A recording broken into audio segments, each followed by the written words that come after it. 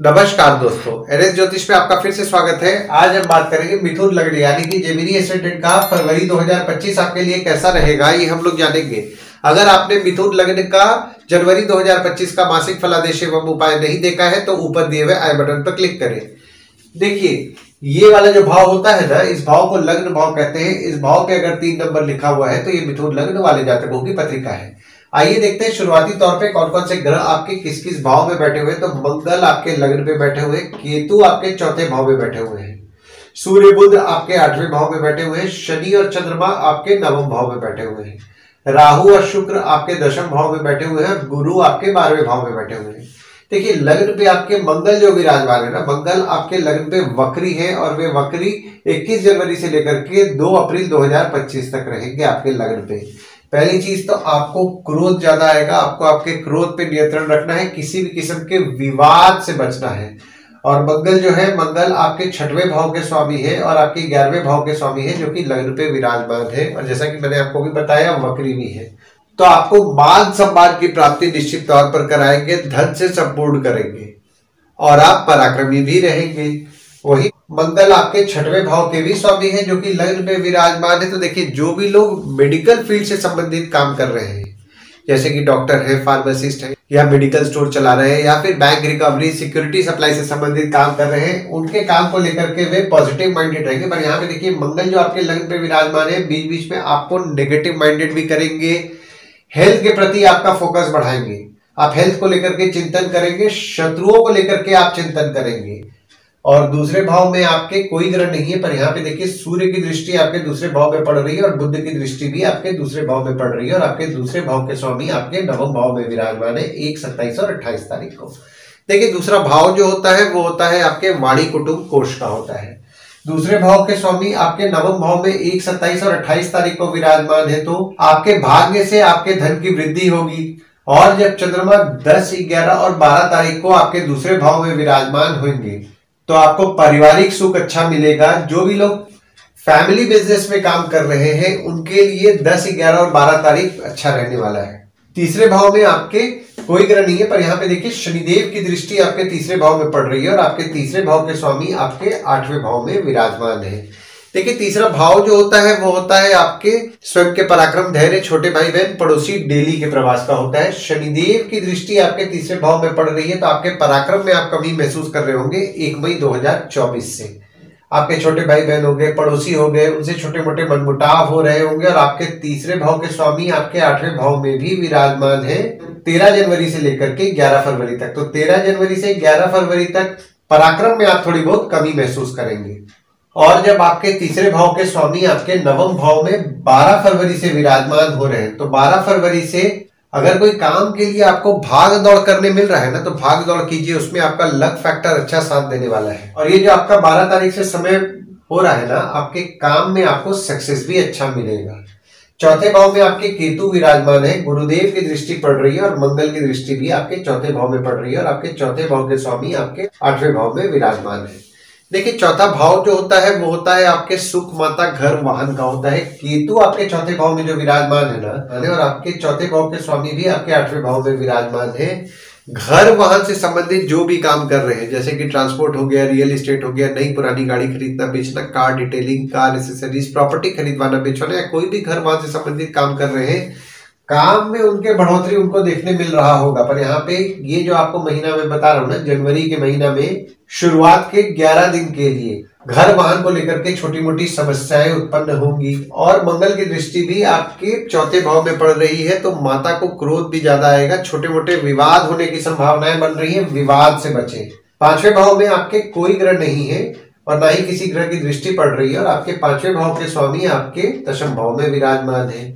और यहाँ पे देखिए, 5वें भाव के स्वामी जो 10वें भाव में विराजमान है, यहाँ पे केंद्र त्रिकोण राजयोग का निर्माण किए हुए हैं। देखिए, 5वां भाव जो होता है वो होता है आपके संतति, प्रेम, पढ़ाई, साधना का होता है।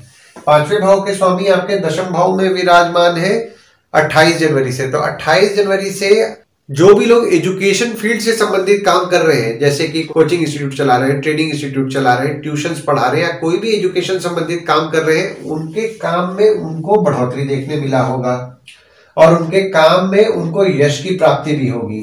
और जो स्टूडेंट्स हैं वो भी अगर पढ़ते पढ़ते कोई पार्ट टाइम जॉब का प्रयास कर रहे हैं तो यहाँ पे उनके लिए भी फेवरेबल समय 28 जनवरी से बन रहा है। छठवें भाव में आपके कोई ग्रह नहीं है, पर यहाँ पे देखिए गुरुदेव की दृष्टि पड़ रही है और शनिदेव की दृष्टि पड़ रही है और आपके छठवें भाव के स्वामी आपके लग्न पे विराजमान है। देखिए छठवां भाव जो होता है वो होता है आपके रोग ऋण शत्रु मामा मौसी का होता है।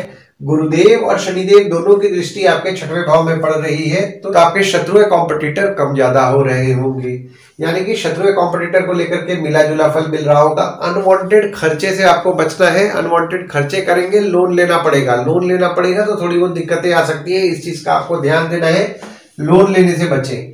आपके मामा मौसी के साथ संबंध में आपको मिला जुला फल मिल रहा होगा। सातवें भाव में आपके कोई ग्रह नहीं है, पर यहाँ पे देखिए मंगल की दृष्टि आपके सातवें भाव में पड़ रही है और आपके सातवें भाव के स्वामी आपके 12वें भाव में विराजमान है।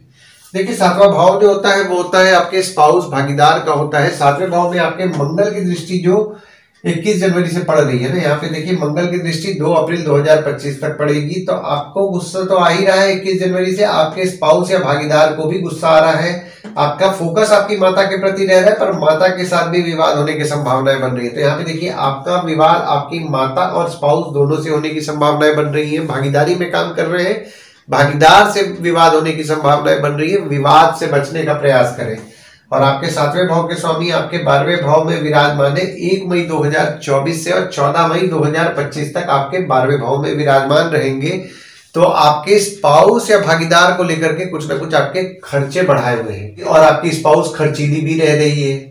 और अगर आपकी स्पाउस विदेश जाने का प्रयास कर रही है तो उनके लिए भी ये जो पीरियड आपका पूरा जो फरवरी का महीना है फेवरेबल चल रहा है। भागीदारी में काम करते हैं, भागीदार के साथ कोई विदेश यात्रा का प्लान कर रहे हैं तो भी पूरा फरवरी का महीना आपके लिए फेवरेबल रहने वाला है। 8वें भाव में आपके सूर्य विराजमान है और बुध विराजमान है। गुरुदेव की दृष्टि पड़ रही है और मंगल की दृष्टि पड़ रही है और आपके 8वें भाव के स्वामी आपके 9वें भाव में विराजमान है। देखिए 8वां भाव जो होता है वो होता है आपके आयु जीवन मृत्यु अचानक धन लाभ ससुराल का होता है। 8वें भाव में आपके सूर्य जो विराजमान है ना, सूर्य आपके तीसरे भाव के स्वामी है जो कि 8वें भाव में विराजमान है। तो देखिए 8वें भाव में बुध आदित्य योग को इतना शुभ नहीं माना जाता है और बुध भी देखिए आपके चौथे भाव के स्वामी है और आपके लग्न के स्वामी है जो कि 8वें भाव में विराजमान है। तो थोड़े बहुत नेगेटिव माइंडेड आप रहेंगे, इस चीज का आपको ध्यान देना है। नेगेटिव माइंडेड नहीं होना है क्योंकि 24 जनवरी से 10 फरवरी तक आपके स्वभाव में नेगेटिविटी आ सकता है। नेगेटिव माइंडेड को कंट्रोल करना है, रेगुलर बेसिस पे मेडिटेशन करें। हालांकि यहाँ पे देखिए गुरुदेव की दृष्टि भी आपके 8वें भाव में पड़ रही है तो आपके आयु के लिए निश्चित तौर पर शुभ फल प्रदान करेंगे और आपके ससुराल वालों के साथ भी आपके संबंध में आपको मजबूती देखने मिलेगा। और मंगल की दृष्टि भी आपके 8वें भाव में पड़ रही है तो देखिए आपके ससुराल वाले स्वभाव में थोड़ा एग्रेसिव रहेंगे, छोटे मोटे विवाद हो सकते हैं, विवाद से बचे और थोड़ा चोट पाट से भी आप बचे।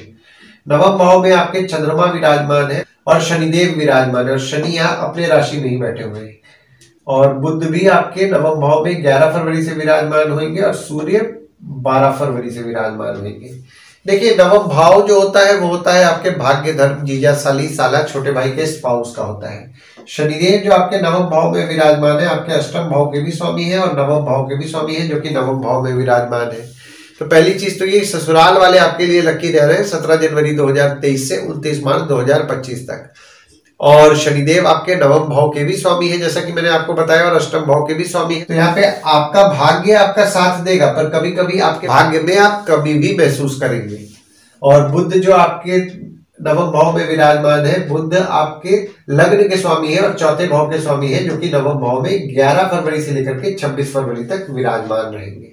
तो जो भी लोग घर वाहन से संबंधित काम करते हैं, ट्रांसपोर्ट रियल एस्टेट से संबंधित काम करते हैं या फिर नई पुरानी गाड़ी खरीदना बेचना या कोई भी कार डिटेलिंग कार एसेसरीज या कोई भी घर वाहन से संबंधित काम कर रहे हैं, यहाँ पे उनके काम को लेकर के उनका भाग्य अच्छा साथ देगा 11 फरवरी से लेकर के 26 फरवरी तक और आप भाग्य को मानेंगे और लक पे आप विश्वास भी आपका रहेगा।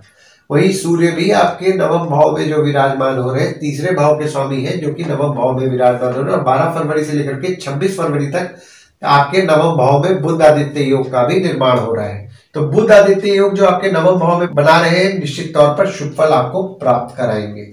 10वें भाव में आपके राहु विराजमान है और शुक्र विराजमान है और बुध 27 फरवरी को विराजमान होंगे और आपके 10वें भाव के स्वामी आपके 12वें भाव में विराजमान है। देखिए दशम भाव जो होता है वो होता है आपके बॉस, पिता, काम, ऑफिस का होता है। दशम भाव में जो आपके राहु विराजमान है ना 30 अक्टूबर 2023 से, तो आपने नोटिस किया होगा 30 अक्टूबर 2023 से आपके बॉस हो गए, पिता हो गए, उनके स्वभाव में थोड़ा जिद बढ़ा हुआ है। और शुक्र भी आपके दशम भाव में जो विराजमान है, शुक्र आपके 5वें भाव के स्वामी है और आपके 12वें भाव के स्वामी है, जो कि दशम भाव में विराजमान है। तो जो भी लोग विदेश संबंधित काम करते हैं, जैसे कि इंपोर्ट एक्सपोर्ट हो गया, फॉरेन ट्रेड हो गया, फॉरेन से प्रोजेक्ट्स उठा के काम करते हैं, या कोई भी विदेश संबंधित काम करते हैं, उनके काम को लेकर के उनका पॉजिटिव रिजल्ट देखने मिलेगा। और बुध जब 27 फरवरी को आपके दशम भाव में विराजमान होंगे, तो आपका फोकस आपके काम को लेकर के बढ़ाएंगे, आपके पिता को लेकर के आपका फोकस रहेगा, और आप आपके काम में समझदारी और बुद्धिमानी से डिसीजन लेंगे, और आपके काम में आपको पॉजिटिव रिजल्ट भी मिलेगा। 11वें भाव में आपके कोई ग्रह नहीं है, पर यहाँ पे देखिए शनिदेव की नीच की दृष्टि आपके 11वें भाव में पड़ रही है, और आपके 11वें भाव के स्वामी आपके लग्न पे विराजमान है। देखिए 11वां भाव जो होता है वो होता है आपके आय यानी कि इनकम, दोस्त, पहचान के लोग, कम्युनिकेशन, बड़े भाई बहन का होता है।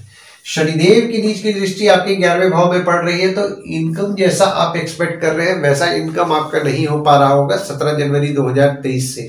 और जो लोग व्यापार करते हैं, पैसा टाइम पे नहीं मिलना, पैसा टूट टूट के मिल रहा होगा। जो लोग जॉब में है, जॉब में अगर जॉब स्विच का प्रयास कर रहे हैं, तो देखिए काम आपका ठीक चल रहा है, पर इनकम जैसा आप डिजायर्ड एक्सपेक्टेशन आपका है वैसा नहीं हो पा रहा होगा। हालांकि यहाँ पे देखिए आपके 11वें भाव के स्वामी आपके लग्न पे विराजमान है और वक्री भी है, तो आपको धन से सपोर्ट करेंगे, पर इनकम जैसा आप एक्सपेक्ट करेंगे वैसा इनकम होने में थोड़ी बहुत दिक्कतों का आपको सामना करना पड़ेगा। 12वें भाव में आपके गुरुदेव विराजमान है और आपके 12वें भाव के स्वामी आपके दशम भाव में विराजमान है। देखिए 12वां भाव जो होता है वो होता है आपके खर्च, जेल, फॉरेन, हॉस्पिटल, मोक्ष का होता है। गुरुदेव आपके 12वें भाव में विराजमान है, तो आपके खर्चों को निश्चित तौर पर बढ़ाए हुए 1 मई 2024 से और 14 मई 2025 तक आपके खर्चे बढ़ने वाले हैं। तो आपको आपके खर्चों पे कंट्रोल करना है, सोच समझ के खर्च करना है, अनवांटेड खर्चे से बचना है और लोन से भी बचना है। हालांकि जो लोग विदेश संबंधित काम कर रहे हैं, जैसे कि इंपोर्ट एक्सपोर्ट हो गया, फॉरेन ट्रेड हो गया, फॉरेन से प्रोजेक्ट्स उठा के काम कर रहे हैं, या कोई भी विदेश संबंधित काम कर रहे हैं, उनके काम में उनको निश्चित तौर पर पॉजिटिव रिजल्ट देखने मिलेगा। और जो लोग अपने ऑफिस के काम से भी विदेश जाने का प्रयास कर रहे हैं, यहाँ पे उनके लिए भी फेवरेबल समय बन रहा है। और धार्मिक कार्यों को लेकर के भी आपके कुछ ना कुछ खर्चे बढ़े हुए हैं। तो ओवरऑल अगर मैं देख रहा हूं ना, मार्च का महीना ओवरऑल अगर मैं देखूं तो आपके लिए ठीक ठाक है। हालांकि इनकम जैसा आप एक्सपेक्ट करेंगे इनकम वैसा नहीं होगा, पर काम में आपको निश्चित तौर पर बढ़ोतरी देखने मिलेगा और आपका भाग्य भी आपका साथ देगा।